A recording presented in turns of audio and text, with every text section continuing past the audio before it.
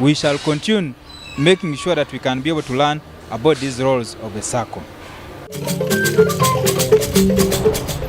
Dear viewers of UBC TV, you're most welcome to this SACCO Matters program tonight.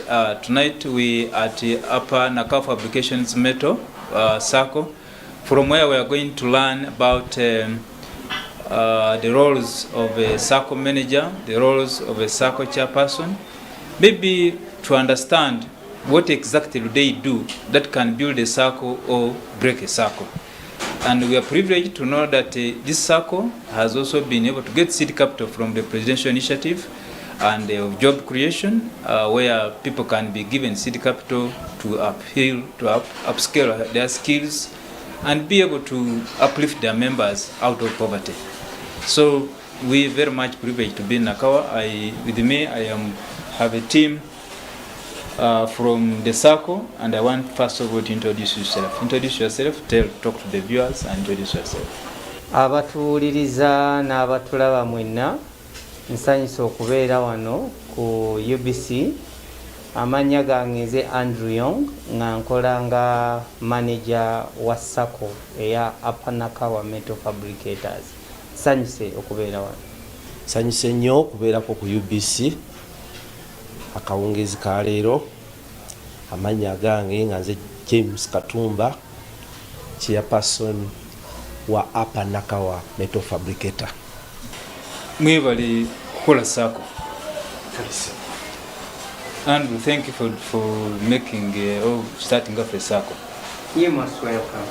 Most viewers outside there, they don't know very much about how some of these SACCOs work. Some people don't know how a manager works, or maybe how a chairperson works. Can you give us the distinction between the two? How does the chairperson work? What's the role of a chairperson? What's the role of a manager?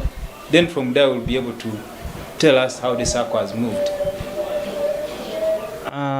Sebo neyanziza Mwami Yusufu, nze ndowooza manager yoyo omuntu avunaanyizibwa ku mirimu gya SACCO egya buli lunaku na buli kaseera, okugeza okumanya abakozi we bali baripootinga mu budde, okusupervisinga abakozi bagende mu field balabe ba members baffe, okuteekamu amaanyi ogamba abakozi nga ba sales representative baffe mugende mubanje abantu abalina okuleeta ssente betubanja.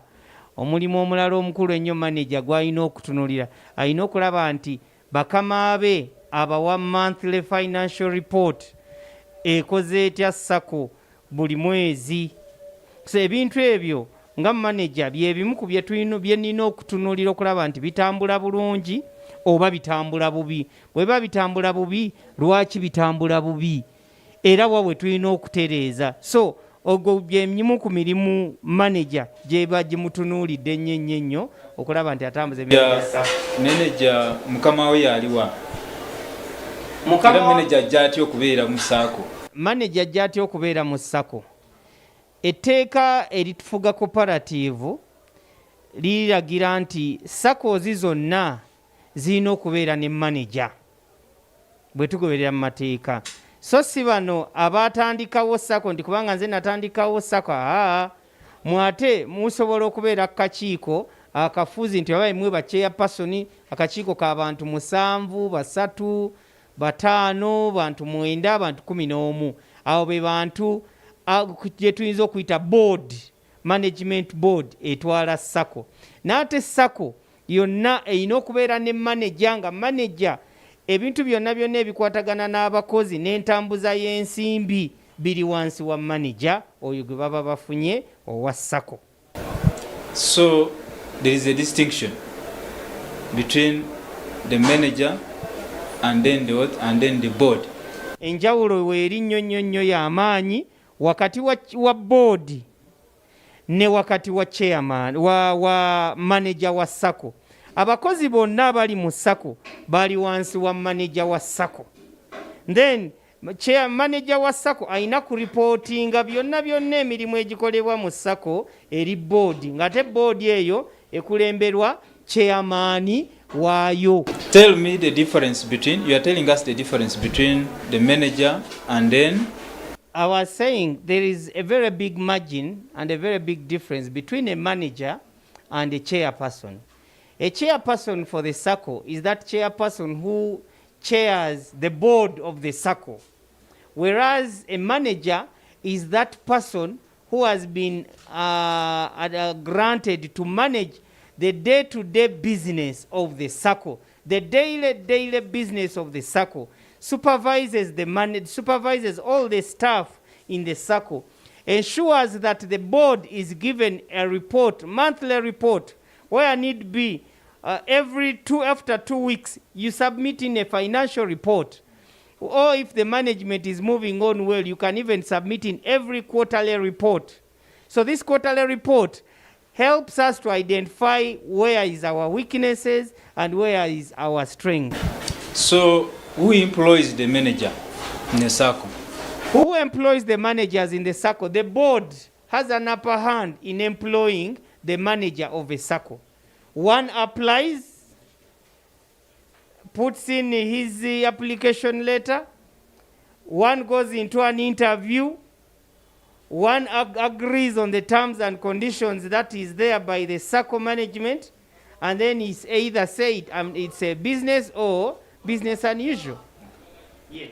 Dear viewers, we're here and we are learning about the roles of the board, the roles of the management in a SACCO, and we are here discussing basically what does a manager do in a SACCO, what does the chairperson do in a SACCO, and I think he was explaining to us the different roles that actually accrued at SACCO, and we preferred coming to the SACCO which is on the field such that we can be able to differentiate between the two.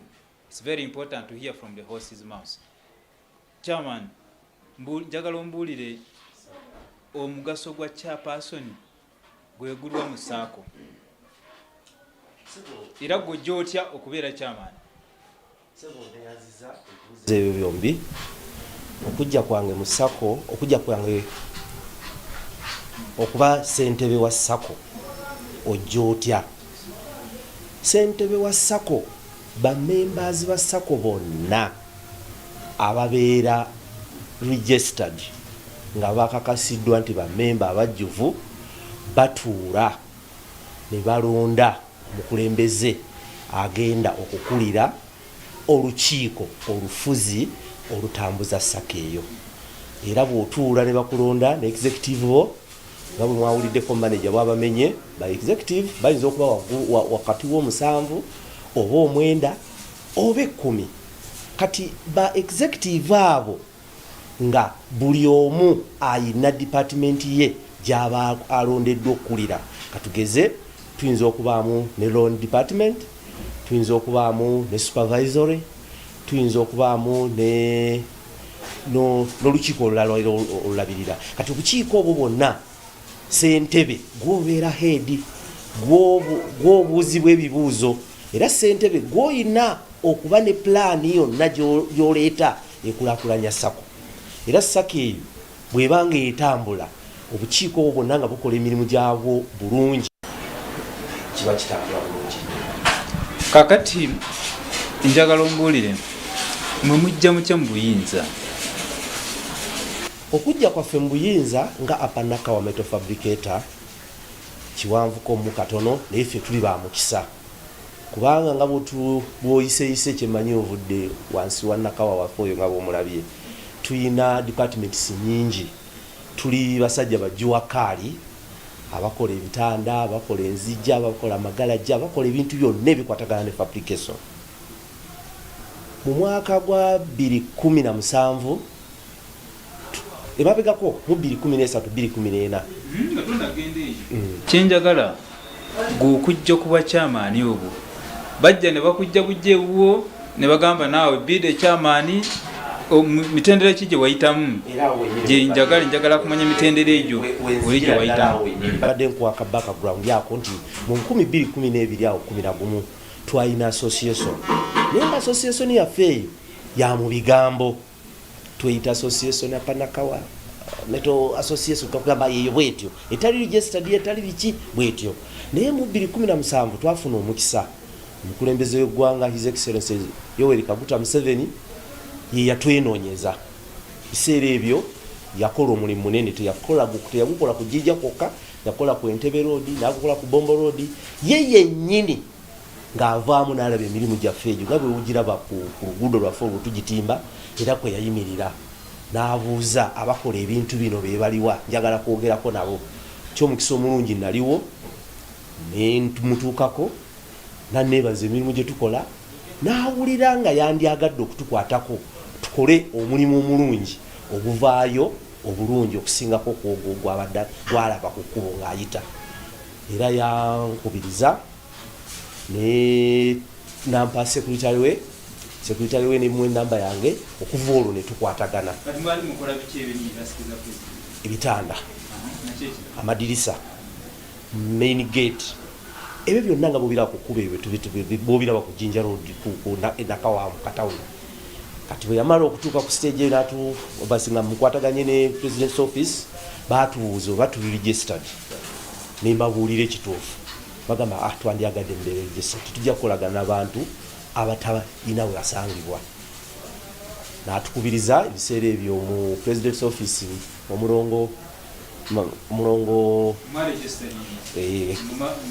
twayita mu misomo tukulemberwa batuwa certificate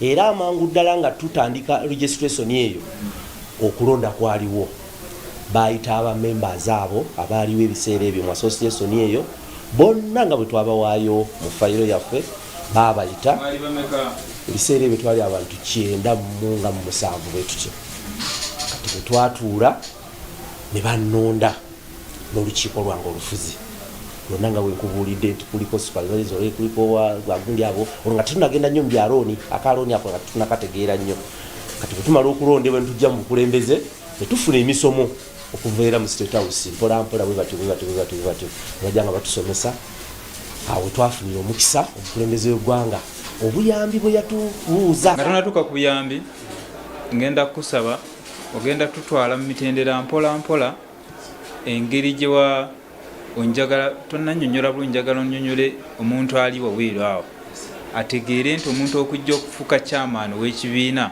ate otuganya bulungi nti mwali temuregistered bwamala okuregistaringa wajja buzito campaignize wakola biki tugenda kudda after a short break then you'll come back and you'll be able to tell us how you came into this leadership such that we can be able to appreciate how somebody gets into it.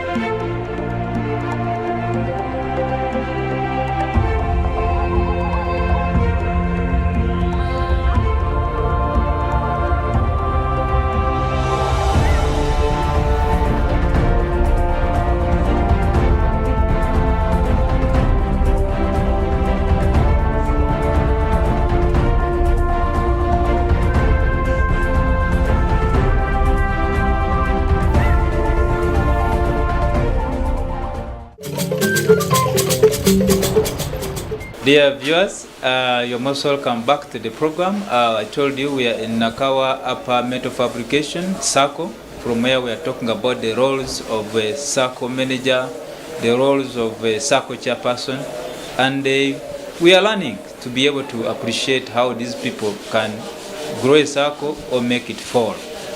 Before we took a break, the chairman was telling us how exactly a chairperson is elected in a given SACCO. It's very important for us to appreciate that.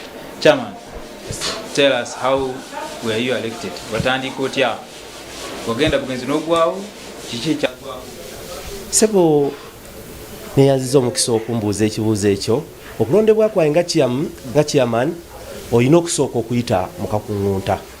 Kakuŋŋunta ke kaliwa.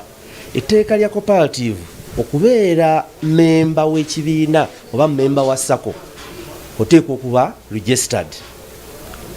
Free registered member yaliwa osooka n'osasula siringi emitwalo 2 egy'obwa membership.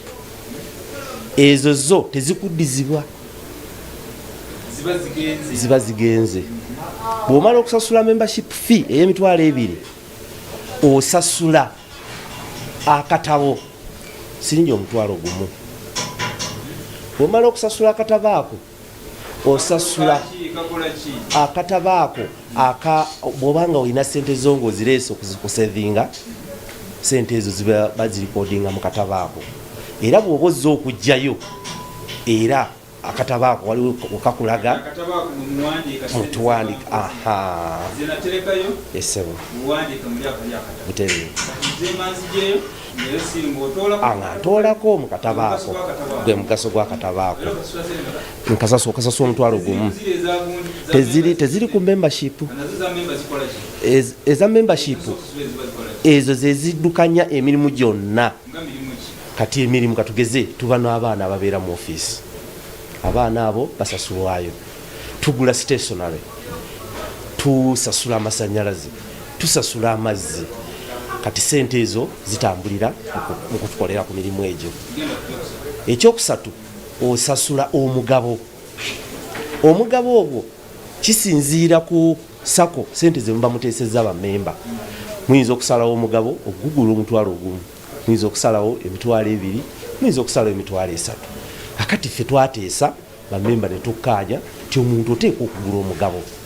Omugabo ogwo omugaso gwagwo kyeki? Omugabo ogwo ye capital wa SACCO, capital omunywevu owa SACCO. Kubanga bwe muba abantu 10 mbadde musasudde emitwalo gyammwe 3 sente ezo ye ntandikwa yammwe, ne mutandika okubanga musobola okuwola ate n'okutereka. Kale sebo gwe mugaso ogw'ekibi. Kati bw'omala okusasula omugabo guliko omugaso gwa kumanyamanya nti capital oba nange ngaasasudde nyina kyenfunamu. Omugabo ogwo era bw'oba ogusasudde ku nkomerero y'omwaka nga tutudde amagoba ge tuba tukoze, omugabo ogwo bw'oba n'emigabo 2 bweguba nga tugabye nti katugeze buli mugabo gujja kufunayo siringi 10 oba omugabo ogumu ofuna 10 kyo, ow'emigabo 2 afuna 2. bwetutyo okusinziira ku migabo gy'oba olinayo. Okay, kakati njagala kuddako wa manager. Njagala manager, what do you add on what the chairperson is saying in terms of the share capital, in terms of the membership fee, in terms of the roles? What can you supplement? What I can maybe supplement on is the share capital you mentioned, the share capital of 20,000. A member who pays a 20,000 shilling as share capital, you get a dividend at every end of the year. That if that particular SACCO makes, for instance, this SACCO makes interest, as a member, you are entitled to a share dividend of that interest that we've earned in that particular year. The other thing also... Interest or profit? No, that is, it is dividend. It is called the share dividend. That is what we give.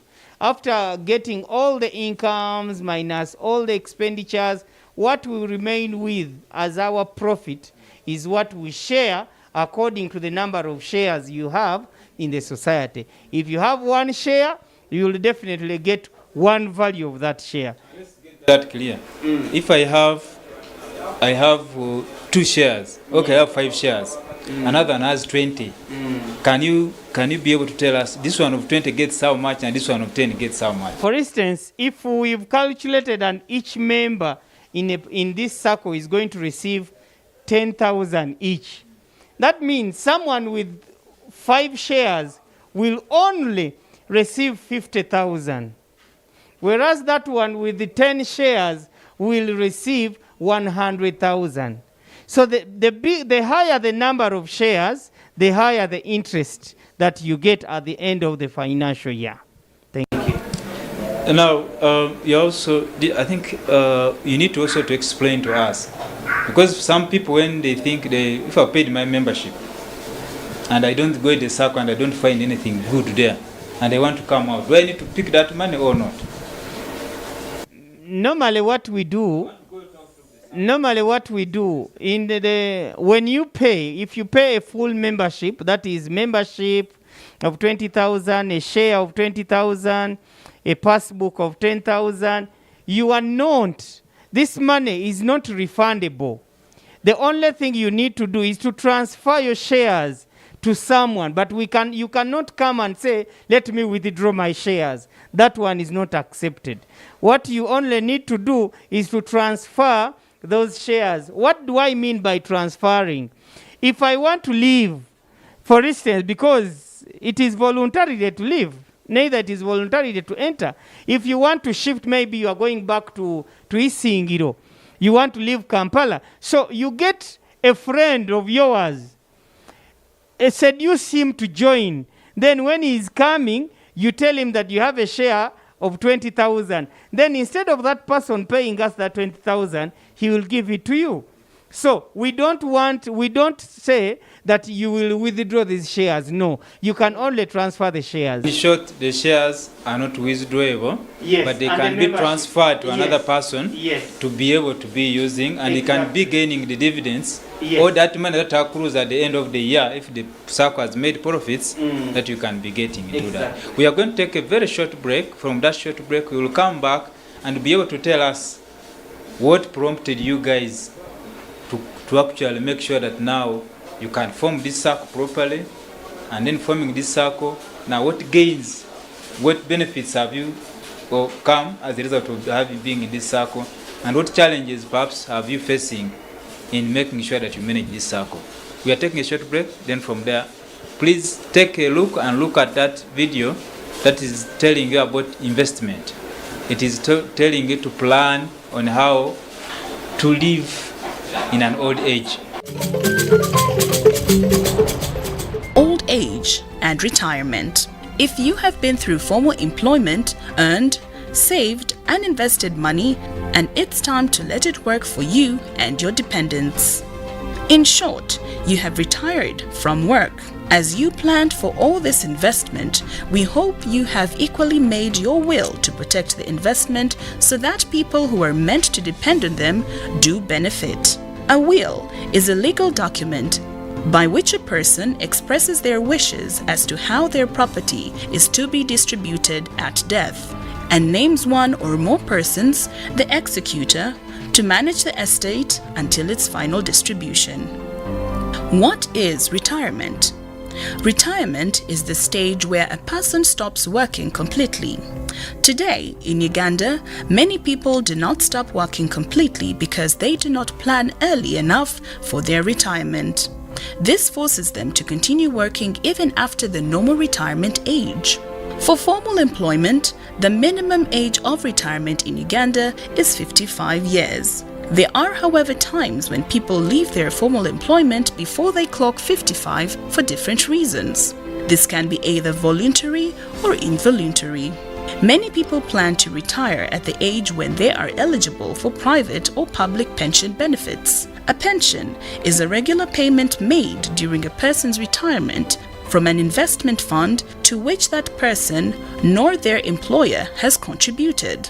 This can be the Public Service Pension Fund or National Social Security Fund in the case of Uganda. Plan for your retirement early. Everyone needs to plan for their retirement early. It is important to ask yourself how much income you will require when you retire to be able to maintain yourself and any dependents you may have during retirement. Planning early by saving and investing wisely will help you meet your needs during retirement. Health is another aspect most people fail to consider while planning for retirement. Even if you are on a pension plan, you still need to make a plan for your retirement, which should include plans for an investment which gives you an income after the pension benefits have been used up. In other words, invest while you are still earning a salary so that the pension benefits could be used to expand your business that you had started in employment. If you work for the government, you are entitled to a public pension. If you are an employee of the government, you don't contribute to your pension scheme yourself. The government automatically contributes to the pension fund and will pay you a certain amount of money every month for 15 years after you have retired. If you die as a pensioner, you will continue to be paid by presenting the letter of administration and appointment letter to the pension desk at the Ministry of Public Service. Those employed by a private company or a non-governmental organization have a 5% deduction from their salary sent to the National Social Security Fund, NSSF. An employer also makes a 10% contribution to NSSF every month. These savings will be paid to you at retirement, in case of an accident that stops you from working, or terminal illness. By now, we hope you have understood what money is, how to make it, and how to ensure a comfortable life after service. Dear viewers, welcome back from that short break, and I hope you have enjoyed that video that is helping you, tickling you to be able to plan for the old age. As I told you, you are watching BBC, a TV which is inspiring you. It should inspire with good stories. It should inspire you with things that are going to propel you and become a better citizen. A poverty-stricken home is a home of trouble. It gives you a lot of problems. When people don't want to go home because they think the home becomes a very big problem, because if the poverty is actually tearing them apart, they cannot sit comfortably.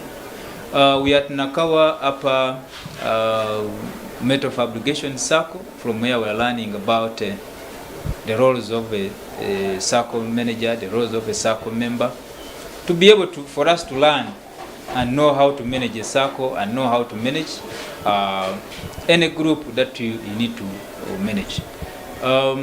This SACCO benefited from presidential initiative on job creation and skilling, and I think the success story that we need to hear from them. Chairman, how mwatandika mutya ki ekyawasika nnyo uga nti bannange katwegatte embeera bweti bwebadde tusobole okufunamu era ki kyemufunyeemu kwegatta kwamu? Sebo neyanziza nnyo okwegatta kwaffe kuno tufunyeemu, naye tujja tutya okusikirizibwa okuba n'okwegatta okwa ddala. Nga bwe nagambyeko okuva emabega wali ti twali abantu abatali registered, tufuna omukisa omukulembeze w'eggwanga atukwatako 2017 awo nga gwako, nga bwe nagambye yatukyalira n'atuwa amagezi twegatte, era nga nze yaliwo chairman wa association y'egenda nasoose okugamba n'entandika okubaako bakubannange. Ebizibu byonna bibagira mu mamala gegatta bwegasi nti tewaliwo kibateekamu. Bwe nakuwulira nti twalina association etali registered, eyo ye yamalanga obuzibu bwaffe obutonotono. Kati bwe twafuna guidelines okuva ew'omukulembeze ono eyatukyalira, ne tulabira ddala nga kyetulimu kyali kifu, kati tuyingidde mu kintu ekituufu, era ne tutandika okukubiriza ku bannaffe abaali tebamanyi mugaso gwa kwegatta. Era awo wenkugambira nti twasibira mu bamemba 3. Mwatandika baali 9. Kati ayo mamala okufuna okwegatta idea eyo ne tusomeseza ku bannaffe ne batwegattako, era awo ne tuba registered bulungi nnyo. Era awo n'obukulembeze bwe bwatandikira obulonde, era awo n'obuyambi obw'omukulembeze w'eggwanga bwe twabufunira. Twafuna obuyambi fe ab'Enakawa tuli ba mukisa nga bwe nagambye, twafuna obuyambi mu kaashi, ate ne tufuna n'obuyambi mu byuma, ng'ebyuma ebyo ffeffe nnyini ffe twawaayo ebirowoozo byaffe tisinga tufuna ekyuma katugeze ekitusalira amabaati ago, ne tufuna n'ekigatuwetera, ne tufuna n'ekisobola okugaloolinga, tuba tumaze. Kale tetugamba nti byonna twabifuna, ne omukulembeze w'eggwanga yasobola okutuwaako bye yasobola. Yatuwa siringise $5,000,000 mu kaashi, n'atuwa n'ebyuma. Yatuwa ekyuma ekisala, n'atuwa ekyuma ekibendinga, n'atuwa welding generator, n'atuwa welding machine, n'atuwa ne compressor efuuyira. Ebintu byaffe bye tuba tukoze tusobola okubifuuyira obulungi nnyo nga tetusiize busiizi. Sebo tubikozesa. Tuli bivuddemu ki? Wofuna ssente bivuddemu. Era sebo SACCO eno mu kutandika kwayo sente zaali ntono ddala. Naye kati bwe twogerera tutandise okutunuulira plan esobola okutotolinga mu miliyoni 4 miliyoni 3 kye twali tetusobola kunukkiriza. Kati ebyuma biri nga bwe tubikugambye bwe yabitukwasa ate nno sebo tuli ba mukisa yatuzimbirira ddala ekifo webiri yadde tetulina kyapa webitudde tukyapangisa bupangisa naye nga mu birowoozo byaffe maaso twagala kunoonya we tusobola ttaka eriri permanent tubiteekerewo ddala. Kati sente ezo ezivaamu zeziriikiriza SACCO kwatugeze tukyali mu lenje ewola obukadde obubiri obusatu obuna obwo obutonotono yadde kikyali kiri nkugambye ebigendererwa byaffe bitunuulira miliyoni 4 miliyoni 3 naye mu cash tetunatuukayo eyo bulungi naye nga tukunu mukunuukiriza miliyoni 4 kati muyinawo mmeka? Maybe ekyo kikankibuuze manager muyinawo sente mmeka? Mwatandikira ku mmeka era kati muyina mmeka? Chairman nga bwagambye bamemba batandika ne bamemba 97 wenjogerera balina bamemba 379 olwaleero nga naye nga sinabagenda ku sente meka ze tulina. Njagala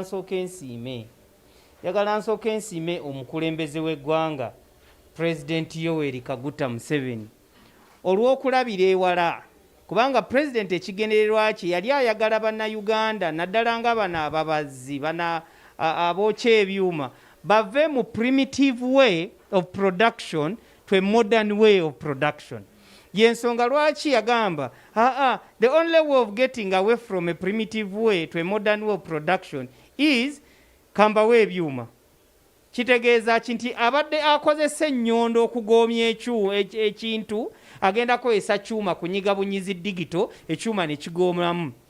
Abantu abadde batambula okuva wano okugenda ekatwe sente ezo zigenda kubeera zisaliddwako. Kitegeeza emirimu gigenda kukolebwa wano at a low price.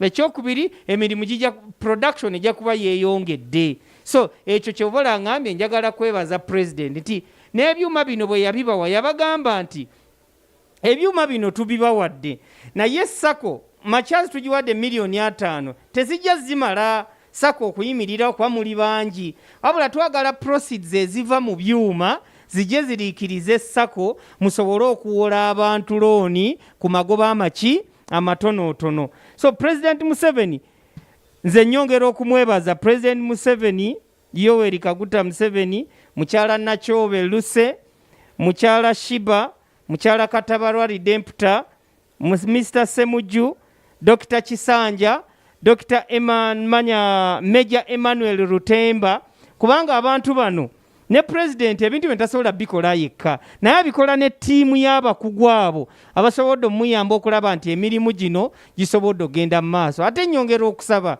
ti omukulembeze w'eggwanga abantu bano be wayamba ku luli nkusaba n'olwaleero jangu obadduukirire basobole okulaba nti bongera okufuna obukugu. Ate ne baministers bo bagambe ebintu baleme bigula bweru babigule wano kubanga otuwadde ebyuma ebibikola otuwadde obusobozi. Kati lwaki ate baministers bo ebyuma ebintu bye baagala okugula babigula bweru? Nkusaba tunoonyeza akatale sebo byebyo. Kakati okingambye nenakyo bakiwulidde abalya. Kakati njagala waliwo member wano. Dear viewers, we are going to take a short break, then listen to those members of this SACCO to see what they have actually done as a result of getting this government support, such that we can be able to see that the 50 million they got from the president has done something or has failed to do something to that level. In our previous session, we have shown you how to boost your income by borrowing. Borrowing can be lucrative if the loan is used to make more money. This can be done through investing because this money attracts interest. Invest and let your money grow. Investing is putting your money to use so as to allow it to grow. An investment can be in form of property such as livestock, cows, goats, pigs, land, rental apartments, buildings, business, market stalls, grocery shops, borders, or shares and bonds from which you can earn profits. Where do you start from? You can use part of your personal savings to start an investment. Alternatively, you can pool resources as a group, and this is common with friends and peers. A specified amount of money is collected from members at agreed intervals, and later the members can do a joint investment. Individual members can also borrow, usually at a small fee, from the funds collected to start an individual investment. There is power in numbers. You can also invest as a group. Small savings in a small group with your like-minded friends may give you the financial breakthrough you desire. Individually, you may be emotionally attached to a product that does not meet your financial goals. Be ready to let go of it and settle for bigger and better financial ideas as a group. Is there a limit to investment? There are many sectors in which one can invest. One can invest in agriculture, education, forestry, mining, the service sector, and many more. What is important to note is that every investment comes with a risk. There is a risk of losing money when your investments lose value, are stolen, mismanaged, destroyed, or damaged. This does not stop one from investing. Use anything that goes wrong as a lesson learned for the future. If you are investing through a bank or you use an investment advisor, find out from them how to best minimize risk of loss. How can one avoid risks? A few investments such as government securities, bonds and treasury bills usually have very little risks. An individual or a group can invest in a profitable company through buying shares. A share represents part ownership of a company.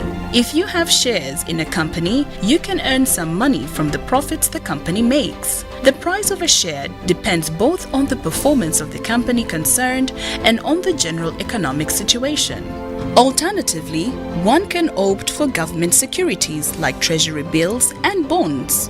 Government securities are agreements where an individual or business lends money to government for a specified period of time, between 3 months to 10 years, after which they get their initial money back plus interest. Government securities come with almost no risk of default, and the interest is fixed.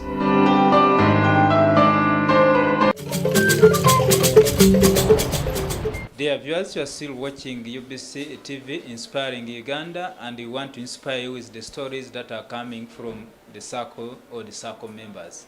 If you have not joined the SACCO, it's better to listen to these stories such that you can be able to change yourself, join a SACCO, use it and manage it and be able to come out of poverty. As I told you, tonight we are at Nakawa, from where we are meeting these metal fabricators who got support from the president, and I think they have showed that there is, once you support people, they get seed capital. They have used it to the level that we can now see for ourselves. They are involved in several projects. They are involved in several projects. They are involved in several things, which you have also seen and which you can see for yourself there, that are helping their members. But like you see, in every road, straight path, there is always some kind of a slope. We would want to understand from them what challenges are they facing in their road to the success. Bizibu ki bemuli okusanga nga mmwe ba member oba mu managing SACCO okumakinga sure nti moving nga mwali bali mutambula. Tweyanziza nnyo ssebo. Obuzibu nze bwetaba bwe tusingidde ddala okusanga nti ssente ze baatuwa ntono, ate n'abantu betutunuulidde. Jjukira omukulembeze ayagala nnyo, atunuulidde nnyo abantu, tugeze gurupu ab'omusaaluuni, abavubuka abookya ebyuma, aba mobile money, kati bw'otunuulidde ne bana bakyala abatambuza emmere abasinga ffeno tubayita badereva b'emmere nti abantu abo sente ze beetaaga okusinziira ku sente ze tulina ntono. Ogenda okwekanga omuntu ayagala sente nnyingi ate ku ensawo yaffe nga ntono. So ne ate nga ne sente eziva mu mashini omukulembeze ze yatuwa nga nazo era tezisobola kumala bizibu by'abantu abo. Baagala sente ntono, sente nyingi. Kati ate mba nisuubira nti bano ab'emmere bandibadde baagala sente ntonotono because ba bizinesi waabwe tonotono. Olw'okuba nti omukulembeze ayagala kujja bantu mu bwavu, omukyalo ow'emmere ajja kujja n'ekiteeso ng'agamba nti bannange mumpeeyo miliyoni 4 SACCO tesobola zimuwa essaawa zino naye nga memba ate olaba asevinga akawunti etambula bulungi. Ate tetujjaga nti tujje sente z'amashini zonna tuziwa omuntu omu, ojja kwekanga ayagala sente ezo tali omu, balinga 4-5. Yensonga lwaki ngambye nti sente zino ayagala sente nnyingi ate envelope yaffe ntono. N'olwekyo nti singa tufunamu era kapitaako ne tukongeramu weekanga abantu bonna tusobola obbasaavinga kyenkanyi. Kubanga bw'otunya mashini omukulembeze ze yatuwa heavy duty zifa ziyingiza sente weewaawo naye nga yatutte sente etwala ne ze wakola omwezi oguwedde. So ne weekanga nti waliwo engeri y'okulaba nti tuyambeko tulabe nti tubongeramu ka capital kuba kati bachairpersoni bano bonna omukulembeze w'eggwanga nkyogera nkutunuulidde mu maaso abakulembeze bano bonna naddala ab'e Kampala luli bali tebalina bukugu bumanaginga resources naye kati obukugu bwe bafunye basobola kati okumanaginga resources ne zikula ne zisobola okulaba nti zisobola okuweereza omuntu asembayo wansi ku ground. Abantu bano bagabye looni ng'ogyeko ebizibu ebibasoomooza tugeze emisolo ku mabaati, amasannyalaze, umeme enseera amasannyalaze oba oluusi ekuwa na bbiiru ya muntu mulala ne weebuuza kituufu ze nkubulire umeme ekuwa bbiiru nawe kennyini ne weesika nogagana amasannyalaze esigako esangako bw'ogendayo mu umeme ne bakutambulize emyezi 8 nga tebakuddangamu. Eno jjukira amasannyalaze gongera otambula kuba bakasitoma bakati bamanyidde ekintu kitambula. So nze ndowooza ekizibu ekirala kyendaba abakulu aba SACCOs bye basinza ossanga kwe kumanaginga daily expenses ezo.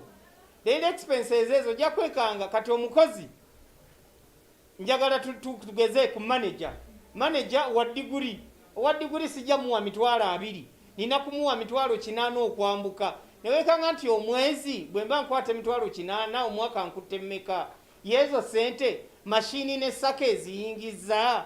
So newekanga nti twetaagisa okukola ennyo ne capital butono abantu abasinza okufuna loan. Kati kyogamba nti gavumenti oba yandibadde bayambako ne basubsidizing abo bagundi ne basuulira bachairperson ba manager aba professionals.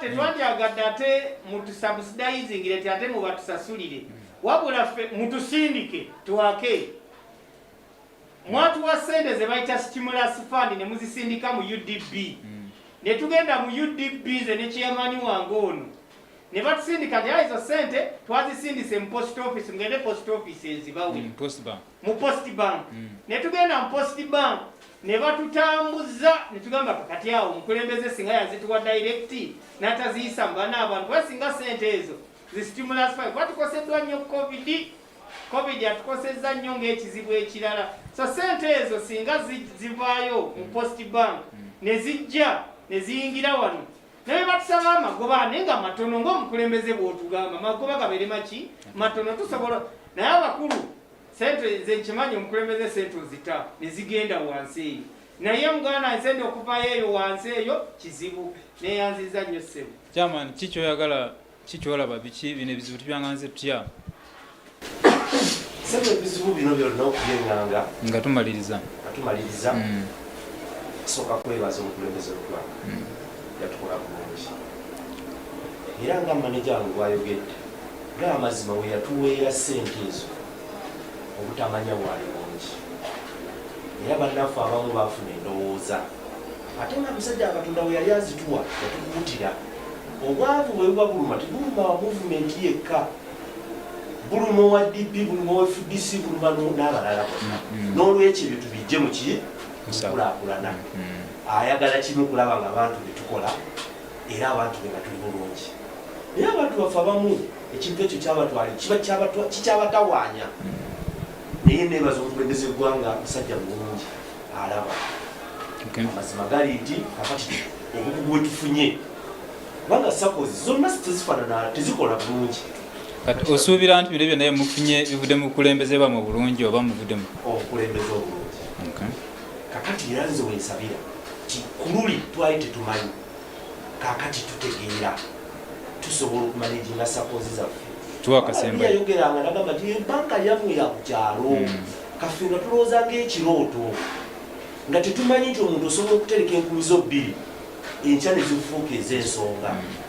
Kyotosobola kugenda mu sentira n'otwala enkumi 2 ne bazirisiive nga bazikutereke, naye wano oleeta 2 zo tuzitereka enkya ne weesanga ng'oyize okutereka.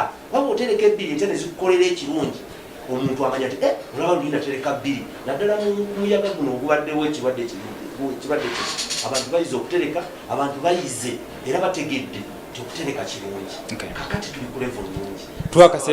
twakasembayo ng'osiibula nsaba omukulembeze w'eggwanga atwongeremu amaanyi. Naddala SACCOs ezisangibwa mu kampala ezisinga obungi ziyize, atwongeremu amaanyi, atusitule, ayongere okutusitula. Waluli tubadde n'ebizibu. mwe temusobola kwemujjamu ssente mwennyini nga mulina abamemba batusenga mu 300 tebasobola kugamba nti katwongere ku share capital. Ekizibu ekibaddewo ekinene ennyo twaba 300 abategeera omugaso nti nze kakwateyo kale akakadde kateekeyo kakole capital osangako batono. Tubadde n'ekirowoozo kyamukulembeze w'eggwanga bwe yakola lulime kati atwongere ate nga mwemuli abo mwennyini abaga nti oli atuwadde kweyozaako nfuufu.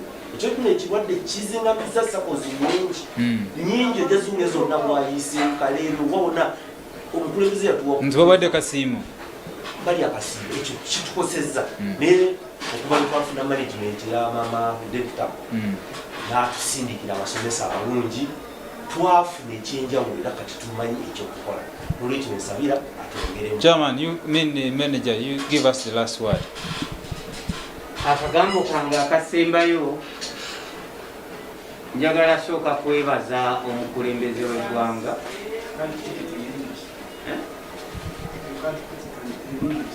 Okay. Put English. My last remarks here, I would very much want to thank His Excellency the President of the Republic of Uganda and his technical team for seeing this milestone and supporting all the SACCOs. I also want to inform the big man or the President that this SACCO, amidst all the challenges they went through, last year, only last year, they managed to collect 286 million shillings from its members. 286 million amidst COVID outbreak and its challenges, amidst the lockdown which came, people could not move, but we could not lock the office because people would start complaining that our money has been stolen. Then our last challenge is members are politicizing the entire process that the president gave us this money to eat it. Yatua president agabudde, president yatua kwenda zako mfufu. So what we are doing and all the team in the State House headed by Mrs. Katabarwa is to change the people's mindset. We've gone through the community trying to change the mindset of the people that please, this is your own. This is our own SACCO. Let us encourage our members to save. Okay. I want to thank everyone who is viewing us, and I want to thank the people who have hosted us. Okay. Please, thank you so much, and let this program continue sensitizing the people. Okay. I love you all. Long live Uganda, long live the President of the Republic of Uganda. My name's again, I'm called Andrew Young, the acting manager of Nakawa, Upper Nakawa Metal Fabricators SACCO. That was Nakawa Upper Metal Fabrication SACCO leadership, which has been talking to us on the, first of all, the role of leadership in terms of management, in terms of the board, that they do in helping the SACCO to grow. We have also heard from them on how best they have used the money they got from under the Presidential Initiative on Job Creation and Scaling, how they have used that money to propel and also grow their membership from merely 90 to about now 300 and so. So I think it's very important that leadership can help people to grow, because they advocate, they mobilize and do a lot of things to ensure that the SACCO has grown. We've heard from them. Next time we'll also need to understand the role played in every SACCO by share capital. We need to appreciate that. We are going to unpack that animal called share capital for people to be able to appreciate. Until we meet again, have a good night.